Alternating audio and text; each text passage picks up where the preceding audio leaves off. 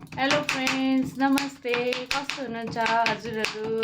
आज चाहिँ म पुरा भिडियो चाहिँ नेपालीमा बनाउन लागेको, किन भन्दाखेरि चाहिँ मलाई धेरैजनाले नेपाली बोल्न बिर्स्यो यताउता भनेर कमेन्ट गरिराख्नु भएको थियो।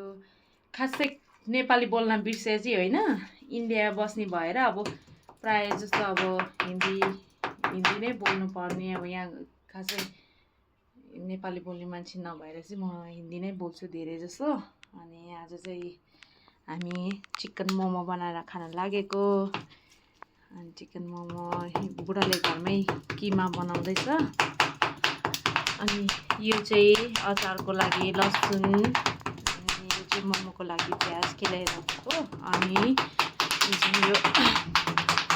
यो हड्डी छ, यसको चाहिँ म चिकन सुप बनाउँछु।